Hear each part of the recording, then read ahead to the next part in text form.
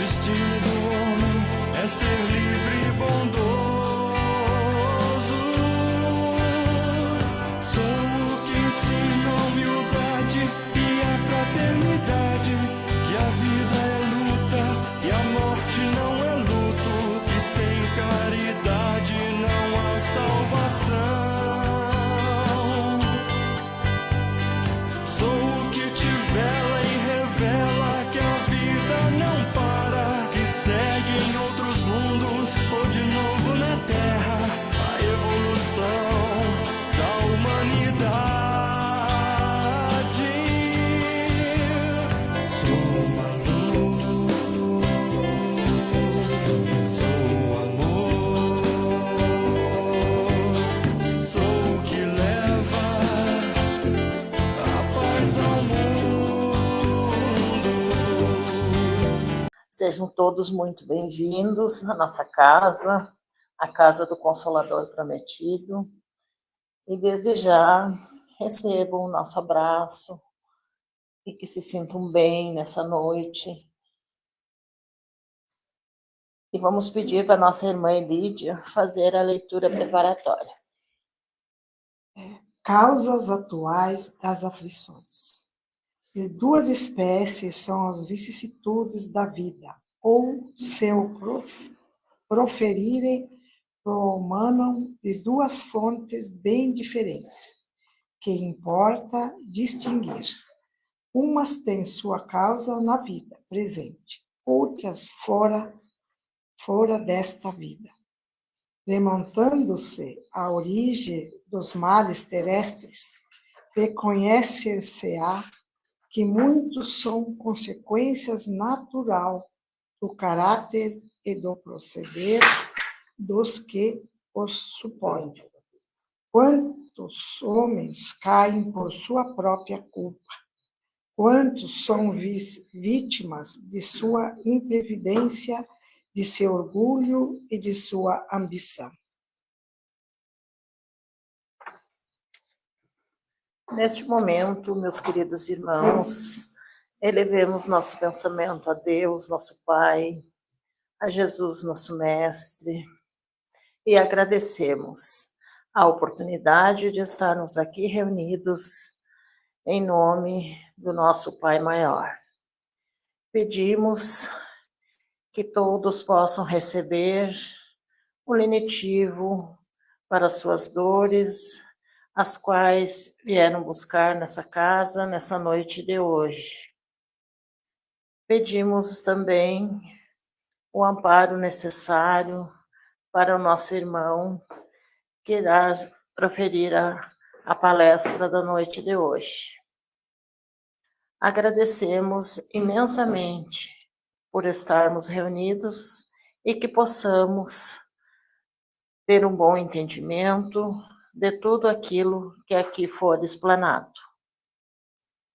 Mais uma vez agradecemos também a Maria, nossa mãe, e que ela nos cubra nessa noite com seu manto de luz.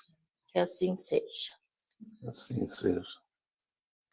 Hoje recebemos aqui em nossa casa o nosso irmão Renato Mendes, que é do Núcleo Espírita Francisco Spinelli, e ele vai falar para nós hoje sobre Evidências científicas da reencarnação. Seja muito bem-vindo e sinta-se à vontade, que a casa é sua. Muito obrigado. Em primeiro lugar, boa noite a todos os irmãos. É um prazer enorme estar aqui com vocês. A convite do Ney, desculpe, e trazer da doutrina espírita. Haja visto que a gente vem numa casa pouco divulgada. O Spinelli fica na Vila Lourenço. Nós somos uma casa bem pequena.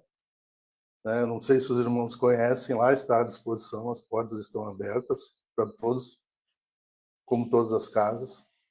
E hoje, a convite do Ney, que me presenteou com essa chuva maravilhosa, fazer uma exposição para vocês. Mas antes da gente começar o tema propriamente dito, Eu queria fazer um exercício assim com os irmãos, até para a gente poder refletir algumas coisas. Quando a gente tira aqueles 5 minutos do dia para fazer uma reflexão sobre a vida, e a gente começa a pensar assim, eu vou ter que desenvolver um tema bem técnico. E esse tema vocês vão ver que ele começa a nos puxar alguma coisa um pouco mais técnica sobre o Espiritismo.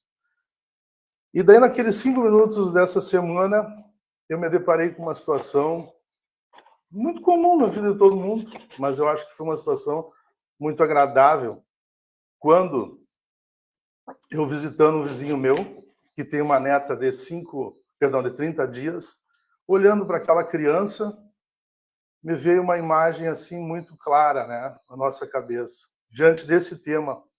Pô, como eu vou justificar uma coisa científica para um público se às vezes a gente não presta atenção nos mínimos detalhes da vida como ela é?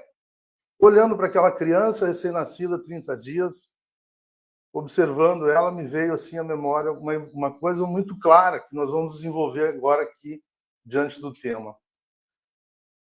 A priori, todo ser humano, quando nasce, ele não é um aglomerado de células, né? Que se nós formos olhar por esse prisma, nós vamos ver que uma criança, assim como todos nós fomos um dia, não é um acumulado apenas de músculos, nervos, sangue e tecido, porque os ossos também compõem o nosso corpo humano, e é um tecido.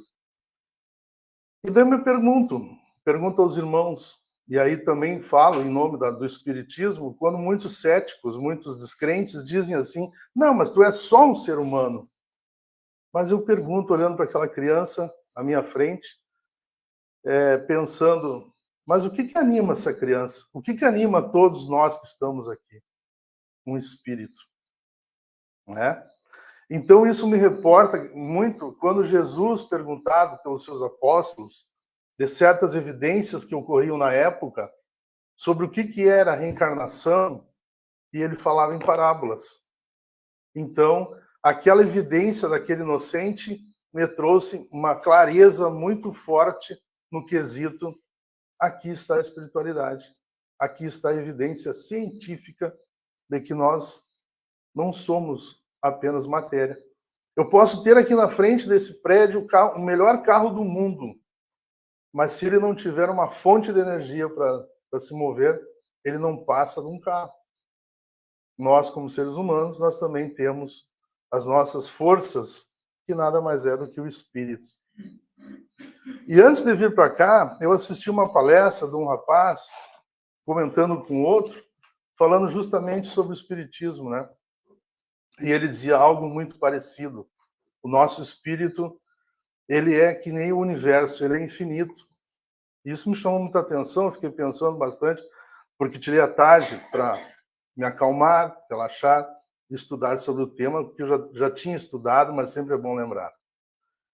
Bom, meus irmãos, vamos propriamente dito, então, a nossa palestra.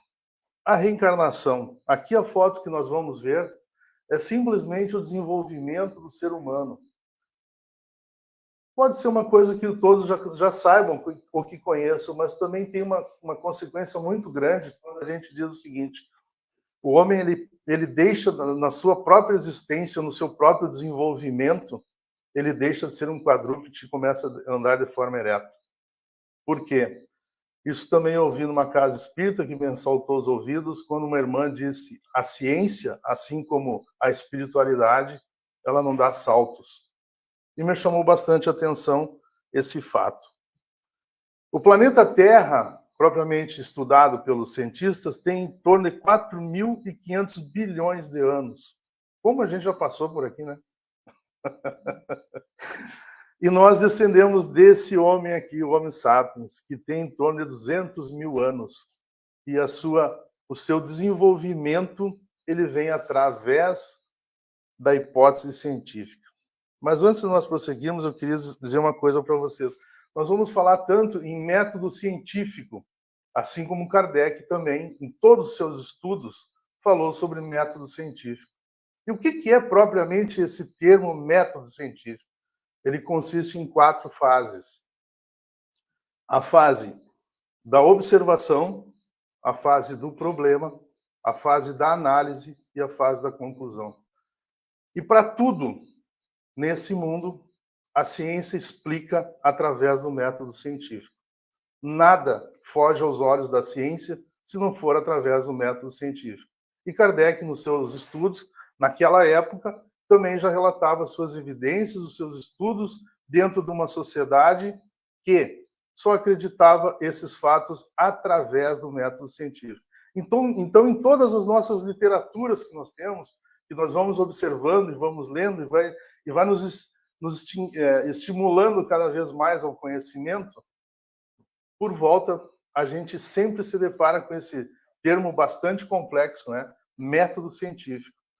Então, para a ciência, principalmente para a medicina, nada foge ao método científico.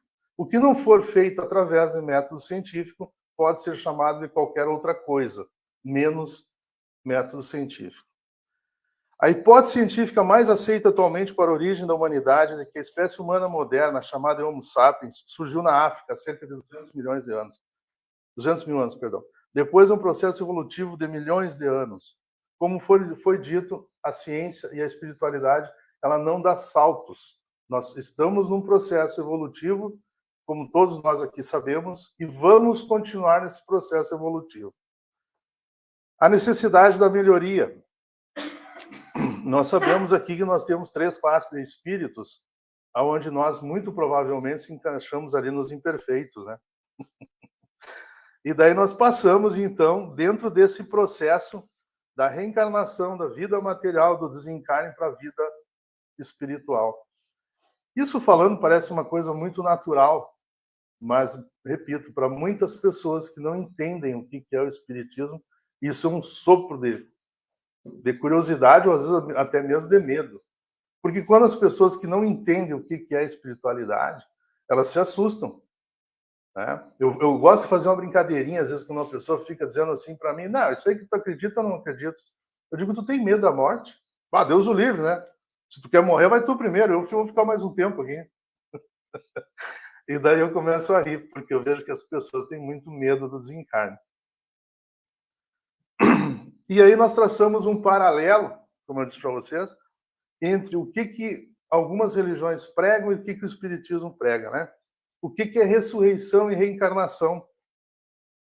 Na ressurreição, assim como Jesus Cristo tentou falar em parábolas, tentando, naquela época, nos dizer que nós reencontraríamos um processo reencarnatório. A ressurreição é o retorno da vida ao corpo que morreu. Já na reencarnação, o retorno do espírito corporal em um novo corpo, que também não é nenhuma novidade aqui para os irmãos. A reencarnação fazia parte dos dogmas judaicos sob o nome de ressurreição, porque naquela época, se nós chegássemos a dizer que nós sofríamos um processo de reencarnação, nós éramos pregados na cruz também, que nem Jesus Cristo, né? Porque aquilo era uma afronta, principalmente para a Igreja Católica. Mas a ideia dos judeus não estava claramente definida, porque não tinham senão noções vagas e incompletas sobre a alma e sua ligação com o corpo. Isso está no Evangelho, o Espiritismo, capítulo 4. Reencarnação, também conhecida como pluralidade das existências. Existências sucessivas, paligenese, que também vem toda uma explicação da palavra, certo? Aquele que não nascer de novo não pode ver o reino de Deus. Está em João, capítulo 3, versículo 3, onde nós também entendemos que está muito coligado ao nosso credo cristão. Então, são só explicações aqui meio detalhadas dessa parte da reencarnação. Uma de muitas evidências bíblicas da reencarnação foi uma conversa entre Jesus e Nicodemos. Aí que eu digo, quando Jesus falou em parábolas para seus discípulos, o que ele realmente já sabia que ia acontecer conosco, com a população. Aí, quando eu falo na população, muitas vezes as pessoas me dizem assim, tu está falando aqui da nossa comunidade, do nosso bairro, da nossa cidade? Não, eu gosto de usar um termo macro, eu gosto de sempre dizer assim, nós estamos passando por momentos dificílimos na Terra. E isso não é novidade também para os senhores, para as senhoras, mas, infelizmente, nós não temos noção do que é o planeta Terra, né? Diante de tantas dificuldades que o ser humano está passando, e a gente sabe isso dia após dia, momento a cada momento. Às vezes a gente liga uma TV, já se depara com uma informação drástica de manhã cedo, de mortandade, de pais, de filhos, enfim, de várias situações, de guerras nem se fala, e a gente fica se perguntando, será que nós realmente estamos caminhando para um mundo de regeneração? Confesso aos senhores, às vezes me preocupo muito com isso. A terceira passagem na qual Jesus também se refere à reencarnação foi no diálogo estabelecido com Nicodemos. Ao ser questionado pelo doutor da lei sobre o que seria necessário para alcançar o reino dos céus, em outras palavras, a perfeição espiritual, Jesus sentenciou: ninguém pode ver o reino de Deus se não nascer de novo. Então, os senhores imaginem, lá naquela época, ele já mencionava algo sobre o Espiritismo. Né? É uma coisa fantástica. Se nós pararmos para pensar, fazer essa análise sobre esse conteúdo, nós já entenderíamos que lá, desde a época de Jesus Cristo, ele falava: vocês vão reencarnar de novo. E a gente não tinha noção do que era isso. Diante dessa resposta, diz Nicodemos: como pode nascer um homem já velho? Pode tornar a entrar no ventre de sua mãe para nascer pela segunda vez? E Jesus redarguiu, entre outros esclarecimentos, afirmando: não te admires de que eu te haja dito ser preciso que nasças de novo. E assim sucessivamente, para nós que sabemos o quanto o nosso desenvolvimento depende de cada um de nós nesse planeta, nesse momento, nessa existência, que nós fomos colocados diante da vida. E principalmente, gente, pelo desejo de reencarnar. Então, se nós, aqui, sabedores de muitas coisas, que pela carinha dos senhores aqui eu vejo que conhecem muito a doutrina espírita, né, não são adolescentes, nós sabemos o nosso papel como pessoas, como seres humanos e como divulgadores da doutrina espírita. Eu acho que de jovem só tem essa menina aqui, que está começando também na doutrina espírita, né? E que precisamos entender o que é o nosso verdadeiro papel como espírita.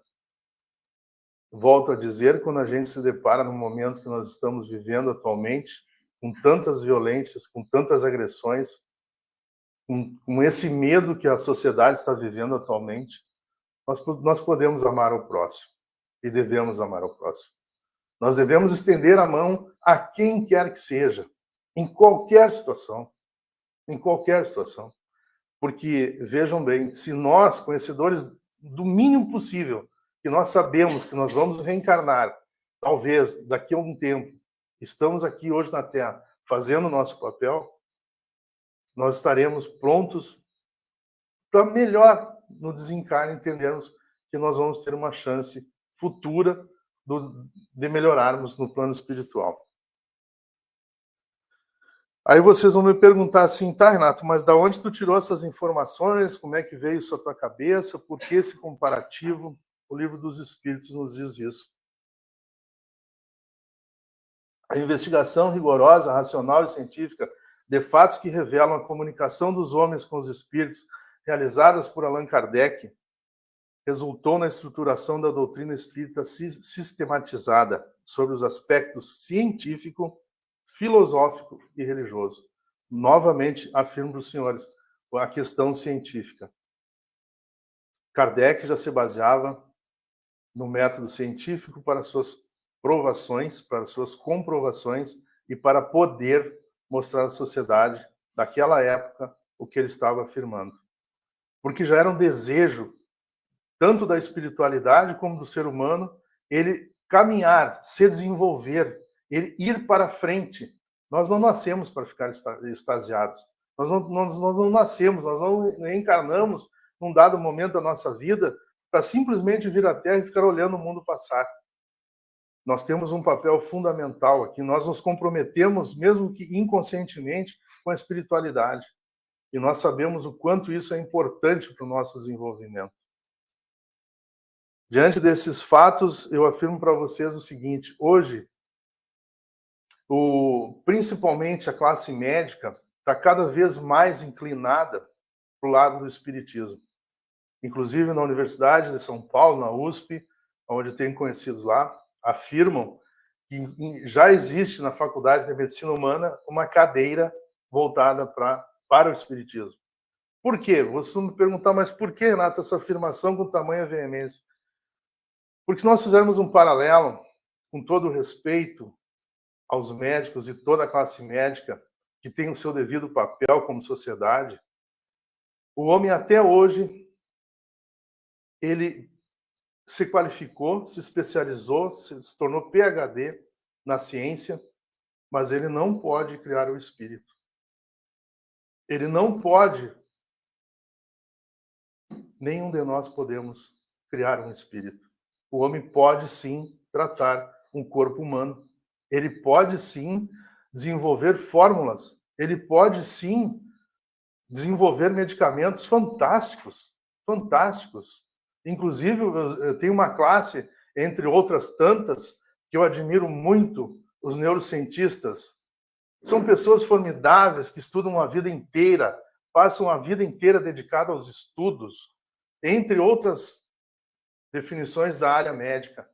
E os neurocientistas são pessoas que estudam justamente o cérebro humano. Mas, repito, com todo respeito à classe, eles não conseguem criar, gente, espírito. E isso também desperta nessa classe uma curiosidade. Da onde vem a vida? Não é mesmo? E daí, falando com um neurocientista, ele me falou assim, ó, o que está hoje revolucionando a pesquisa a nível mundial, que é muito interessante, são os chamados dentro da neurocirurgia, principalmente, que eles trabalham os neurônios, havia uma denominação que dizia o seguinte: a pessoa teve um mal de Alzheimer, ela teve um mal de Parkinson, ela perdeu parte dos neurônios. Hoje a ciência já não afirma isso. Aquele neurônio que morreu, eles estão conseguindo reativá-lo. Isso é um desenvolvimento humano. Isso é um desenvolvimento para a ciência. Isso é um desenvolvimento para a humanidade. Né? Então, hoje, o pessoal fala assim que é muito comum entre eles a biogênese ou plasticidade de neurônios. É um termo muito comum entre a classe médica. Bom, isso se tornou uma coisa muito comum, mas, de certa forma, também começou a esse público, a essa classe muito especial, assim como todas as outras classes da área médica, a despertarem para o espiritismo. Eu sou muito fã do Dr. Frutuoso, da Universidade de São Paulo, onde ele afirma o seguinte, assim, ó, que ele era uma pessoa completamente descrédula de tudo que falava em relação à religião. Ele não acreditava em nada. E daí ele começou a participar de casas espíritas, de grupos de estudos, de mesas mediúnicas, e começou ele mesmo a fazer os seus próprios relatórios. Esse senhor, ele é um doutor em patologia na área da oncologia, o doutor Cláudio Frutuoso. Então, ele começou a divulgar muito a doutrina espírita quando ele foi a fundo investigar o que a doutrina espírita prega e o que a doutrina espírita acredita. E aí foi um desenvolvimento absurdo da parte dele. Esse homem, que era uma pessoa completamente descrédula de tudo, passou a frequentar casas espíritas, mesas mediúnicas, mesas de passe, e hoje é um escritor de livros. E é um cientista. Que, diga-se de passagem, uma informação, só por curiosidade, é claro, o Brasil, pessoal, é o campo minado de cientistas. Nós temos no Brasil em torno de 124 cientistas que operam em várias áreas, em algo muito extraordinário. Algo que traz assim, conhecimento fantástico em detrimento que o resto do mundo não tem toda essa capacidade intelectual que o Brasil tem. Então, isso nos desperta muito ao conhecimento, digo, da classe médica como um todo, desde o auxiliar da enfermagem até o PhD, eles estão cada vez mais curiosos na área médica, na área espírita. E frequentam casas espíritas, mesas mediúnicas, grupos de estudos, e cada vez mais se inclinando a descobrir o que falta para que complete o conhecimento deles. É fenomenal. Inclusive, lá, a nossa casa-mãe, que é o Mena Barreto, nós temos hoje no nosso corpo 2 médicos, a Ferinha não lembro a especialização dela, e outros tantos, porque eles começaram também a frequentar grupos espíritas. Ela e o marido dela, diga-se de passagem. Uma de muitas evidências bíblicas da reencarnação, isso eu já falei, aqui também do Livro dos Espíritos, né? Investigação rigorosa, racional, científica. E a pergunta que vem, existe vida após a morte? Sabia o que dizia a ciência? A vida após a morte é relatada de diversas formas por diferentes culturas, religiões e linhas de pensamentos. Mas, para além de crenças, fenômenos ligados à permanência do eu, mesmo após o fim da atividade cerebral. Aí começou a pesar o negócio um pouco, né? São investigados a fundo pela ciência há pelo menos 150 anos. Então não foi uma coisa criada agora. Há 150 anos o pessoal já vem estudando isso. Os resultados dessas pesquisas, apesar de sugestivos, apontam que, sim, a consciência vai além da morte do cérebro. E o que explica o professor de psiquiatria Alexandre Moreira Almeida, da Universidade Federal de Juiz de Fora, um dos autores do livro Ciência da Vida Após a Morte, que revisa pesquisas feitas por cientistas de todo o mundo sobre evidências de uma das questões mais desafiadoras e difundidas ao longo do tempo. Cientistas que estudaram sobre a reencarnação. Aqui está o nome de todos eles. Gabriel Delene, Albert Rojas, Ian Stephenson, Hernani Andrade, e o terceiro ali, o seu banner de questão 219 do Livro dos Espíritos. Qual a origem das faculdades extraordinárias dos indivíduos que, sem estudo prévio, parecem ter intuição de certos conhecimentos, os da línguas, dos cálculos, etc. Lembranças do passado, progresso anterior da alma, mas de que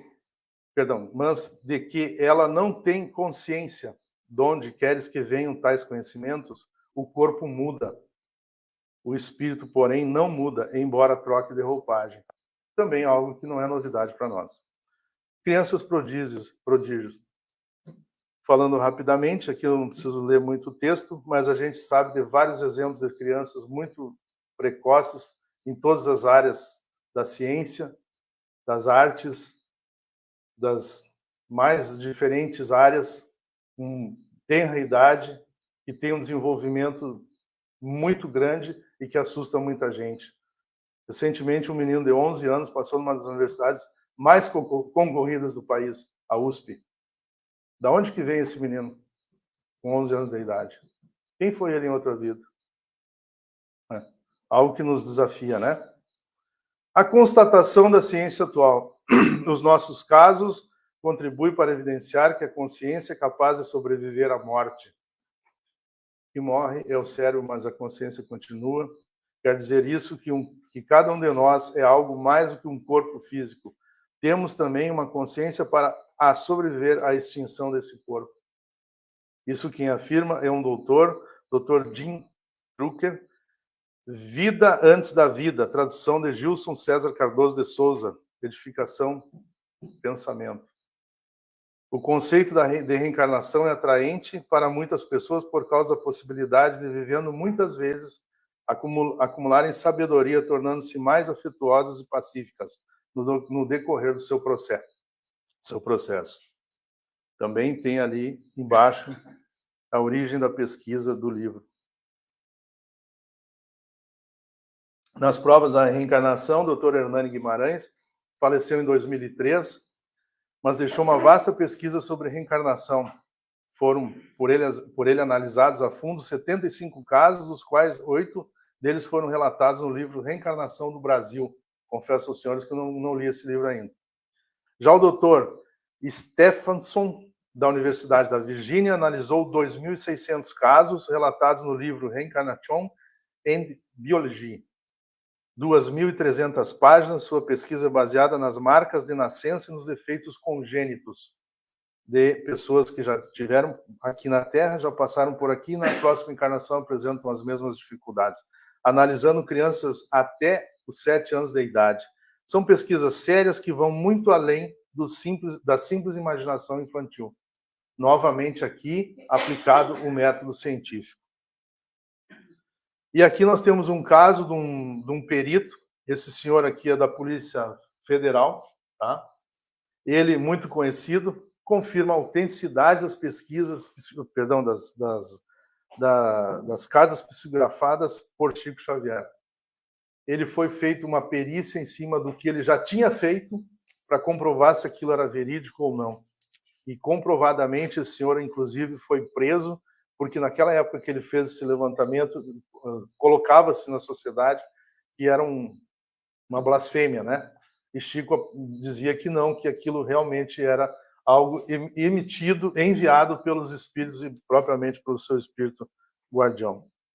Recordações de vidas passadas, aqui nós temos várias imagens, aqui onde os senhores vão ver.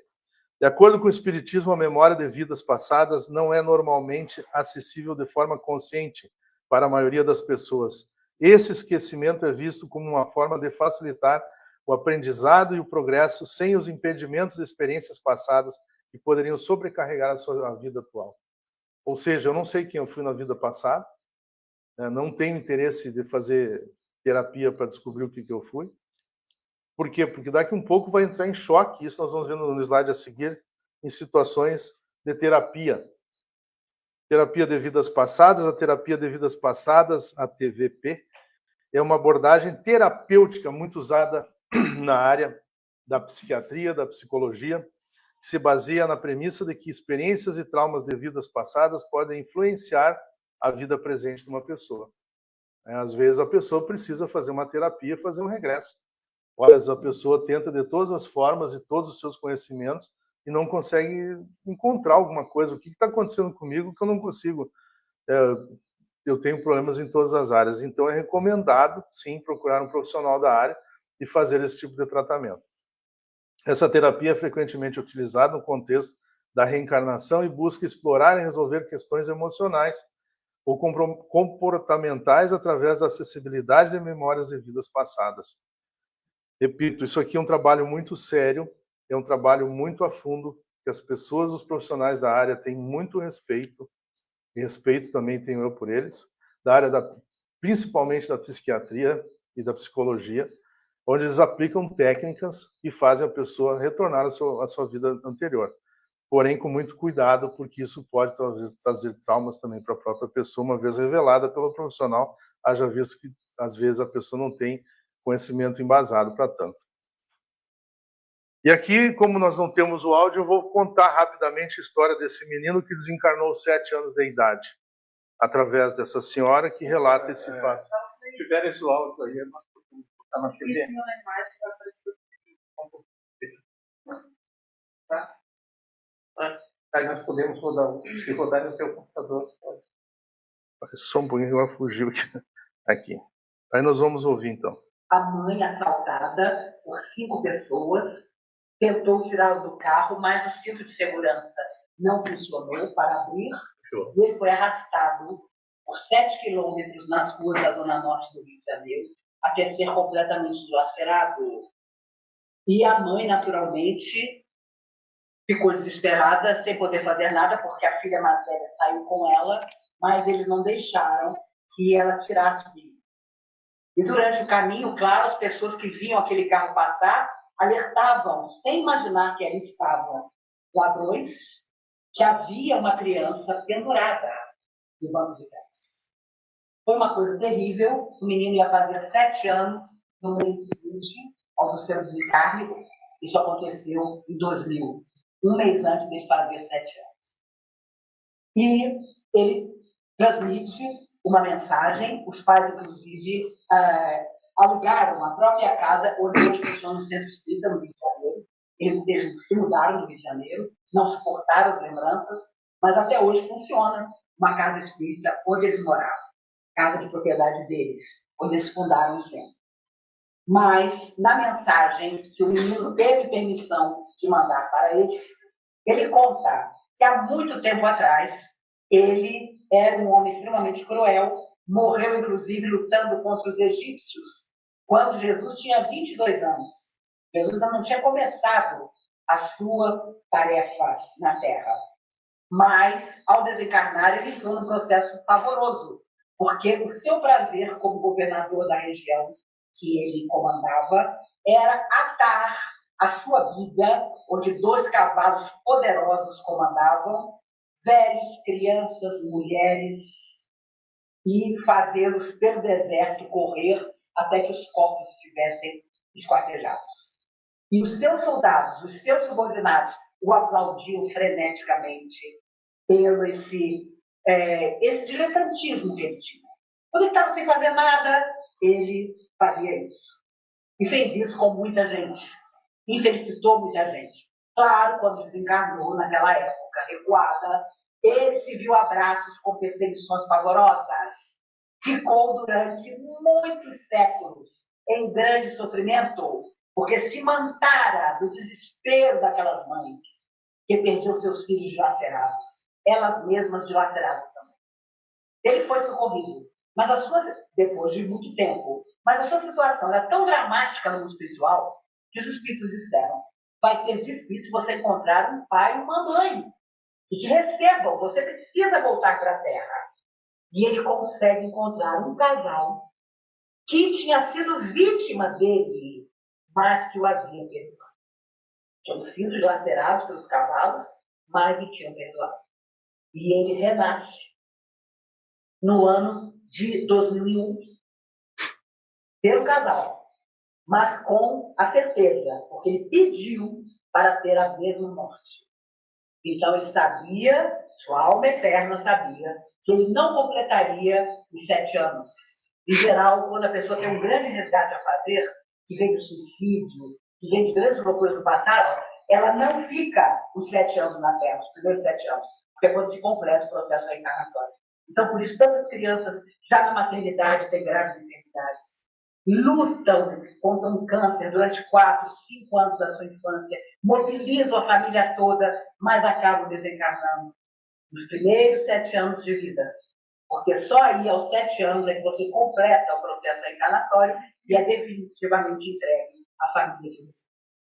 Ele chamava-se Titus Aélios, e ele conta a sua história através da psicografia, para dizer aos pais que, embora aquela morte dele houvesse parado o país inteiro, e isso beneficiou muito, porque todo mundo se comoveu, todo mundo chorou com aquela mãe, aquele pai, fez prece por aquela família, fez prece por ele, pelo tipo de morte que ele tinha tido, e isso beneficiou grandemente o seu resgate no mundo. Não significa que, obrigatoriamente, as pessoas que o dilaceraram não tiveram a sua responsabilidade. Por isso, Jesus afirmava: o escândalo é necessário, mas ai daquele por quem o escândalo vier. Às vezes, há outras formas de resgatar, mas a própria alma faz questão de vivenciar em detalhes a mesma dor que provocou nos outros, porque não conseguiu se transformar. Isso é interessante, essa reflexão que essa senhora faz, né? Para nós também entendermos assim, o que muitas vezes nós estamos fazendo aqui na Terra, principalmente em relação ao próximo. Eu volto a esse tema quando eu digo a vocês, a nós todos, incluo no grupo também, o que eu estou fazendo pelo meu irmão? O que eu estou fazendo pelo próximo? E hoje eu vejo que nós, no nosso mundo que nós estamos vivendo, o que mais pesa, o que mais percebe, tem sido uma percepção muito forte que não é o que eu estou fazendo, e sim o que eu tenho. E muitas vezes nós esquecemos da religiosidade, meus irmãos. E isso é importantíssimo. É através da engrenagem familiar que cada filho de Deus, matriculado no educandário do renascimento, vai se preparando para aprender a conviver, a conhecer e a respeitar a humanidade. Ou seja, através da família. Se nós estamos aqui hoje reunidos nessa casa, é porque de alguma forma, de algum jeito, em algum dado momento das nossas vidas, nós tivemos e temos uma família. Não é mesmo? Se nós não tivéssemos uma família, um pai e uma mãe que nos gerou, certamente nós não estaríamos aqui. E certamente os nossos filhos nos escolheram na espiritualidade. E eles nos escolheram como pais, como mães, para que nós os representássemos. Então é muito importante esse clamor de todas as religiões, independente de credo ou de crença, que a família esteja sempre acima de tudo. A família esteja acima dos seus filhos. Perdão, acima de qualquer coisa. Porque os seus filhos, eles nos escolheram. Não fomos nós que escolhemos eles. Foram eles que nos escolheram. E nós temos a nossa obrigação de mostrar a eles o caminho do bem, através das nossas atitudes, das mais singelas às mais complexas. As decisões que eles tomarem vai ser baseadas nos nossos exemplos, nas nossas capacidades. E para encerrar, eu trouxe aqui uma mensagem do Chico, através do Espírito Emmanuel, que ele fala o seguinte: vencerás, não desanimes, persiste mais um tanto, não cultives pessimismos, centraliza-te no bem a fazer, esquece as sugestões do medo destrutivo, segue adiante, mesmo varando a sombra dos próprios erros, avança, ainda que seja por entre lágrimas, trabalha constantemente, edifica-se sempre. Não consintas que o gelo do desencanto te entorpeça o coração. Não te impressiones nas dificuldades, e sim te fortaleças. Convença-te de que a vitória espiritual é a construção para o dia a dia. Não desistas da paciência. Não creias em realizações sem esforços. Silêncio para a injúria. Ouvido para o mal. Perdão às ofensas. Recorda que os agressores são pessoas doentes. Não permita que os irmãos desequilibrados te destruam o trabalho ou te apaguem a esperança de vencer. Não menosprezes o dever que a consciência te impõe. Não te enganaste em algum trecho do caminho, reajusta a própria visão e procura o rumo certo. Não contes vantagens nem fracassos. Não dramatizes provocações ou problemas. Conserva o hábito da oração para quem te faz a luz na vida íntima. Resguarda-te em Deus e persevera no trabalho que Deus te confiou. Ama sempre, fazendo pelos outros o melhor que possas realizar. Age auxiliando, serve sem apego, e assim vencerás. Autor Emmanuel. Psicografada por Chico Xavier.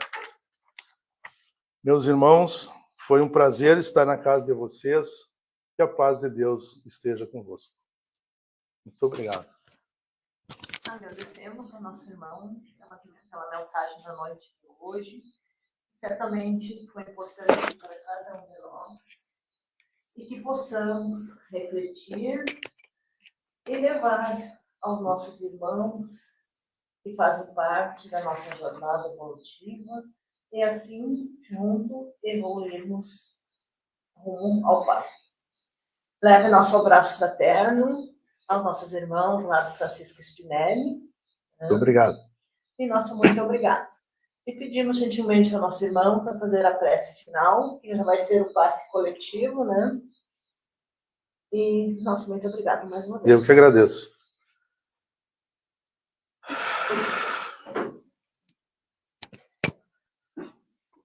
Peço aos irmãos que nesse momento fechem seus olhos físicos.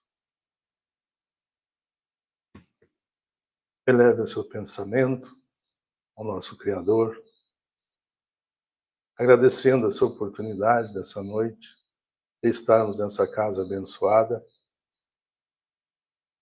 de trazer algumas palavras de esperança, de conforto e de esclarecimento. Agradecidos aos mentores espirituais dessa casa pela oportunidade que tive de estar com os irmãos. Peço ao Pai Todo-Poderoso, à luz divina, a nossa Mãe, o nosso exemplo, nosso Mestre Jesus Cristo, que nessa hora conduza os irmãos ao caminho da luz, e aos irmãos aqui desencarnados que também estão,